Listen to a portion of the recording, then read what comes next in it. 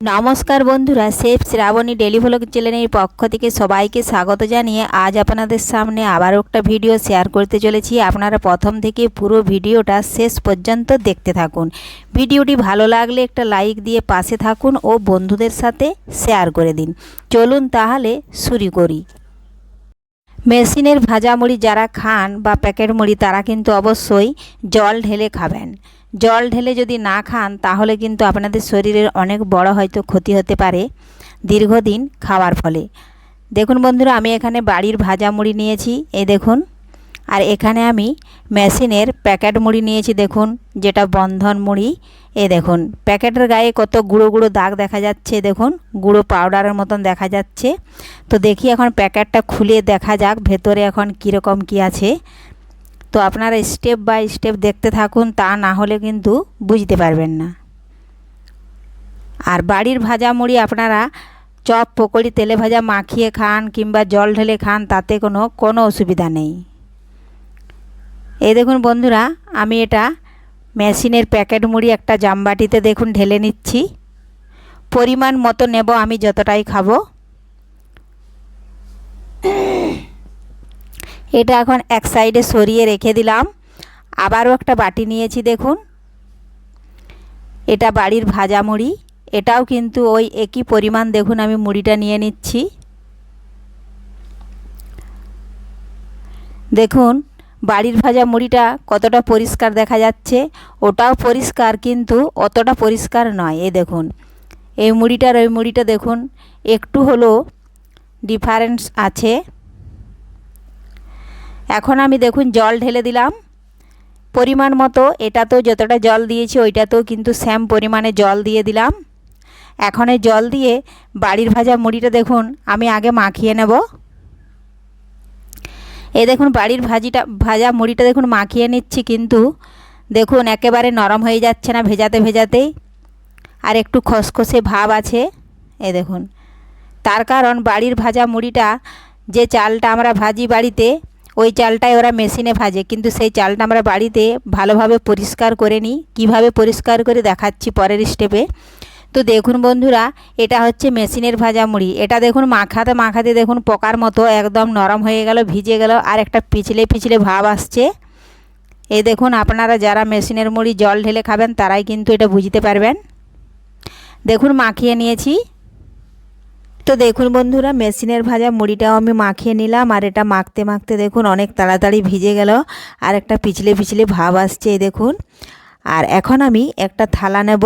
থালার মধ্যে দেখুন দুটো মুড়িয়েই আলাদা আলাদাভাবে জল ঝরিয়ে ছেঁকে তুলে নিচ্ছি। এই দেখুন দেখুন দুটো মুড়িয়েই আমি ছেঁকে নিলাম। তার মধ্যে দেখুন বাড়ির ভাজা মুড়ির জলটা দেখুন, আর মেশিনের ভাজা মুড়ির জলটা দেখুন। এই মুড়ির জলটা কিন্তু, মুড়ির জল খাওয়া কিন্তু খুবই ভালো।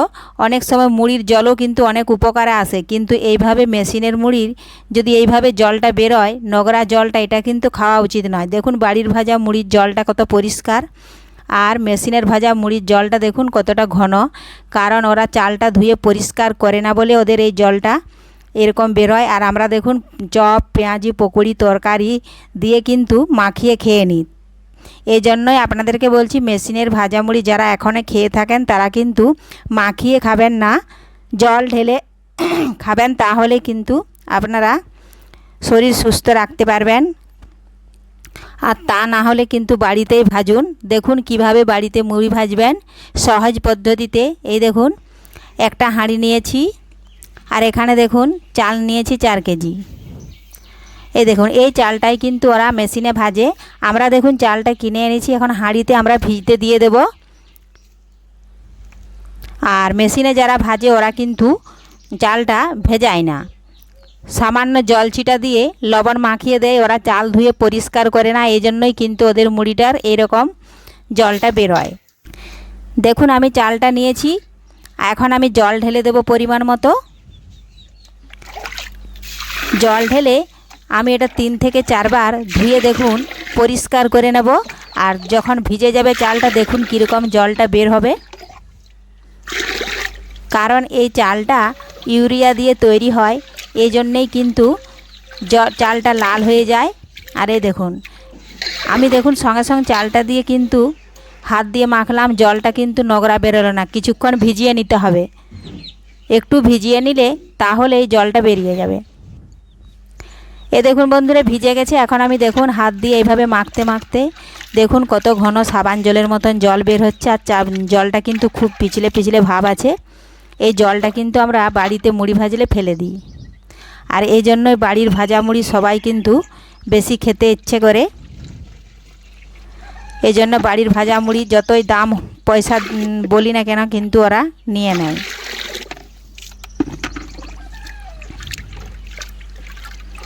প্রথম মুড়ি ভাজা যখন মুড়ি কেনা হতো তখন কিন্তু 2 টাকা 50 পয়সা থেকে শুরু হয়েছিল, 2.5 টাকা পায়।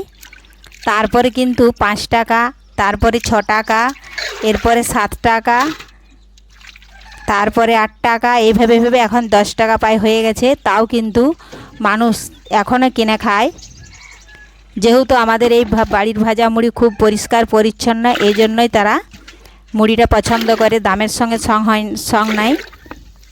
তো দেখুন বন্ধুরা 3 থেকে 4 বার আমি পরিষ্কার করে দেখুন ধুয়ে নিলাম।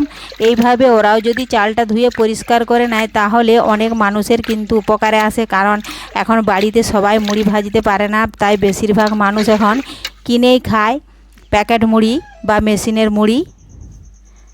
এই দেখুন চালটা ধুয়ে এইভাবে ছেঁকে নিতে হবে, আর ছেঁকে নিয়ে এখন পরিমাণ মতো লবণ দিয়ে মাখিয়ে নিতে হবে। আমরা এইভাবে চালটা ধুয়ে পরিষ্কার করে নিয়েছি, এখন পরিমাণ মতো লবণ মাখাবো। ওরা কিন্তু ওই শুকনো চালটাতে জল ছিটিয়ে লবণ মাখিয়ে দেয়, এই জন্য অনেক সময় ওদের ভাজা মুড়িটা কিন্তু লালও হয়।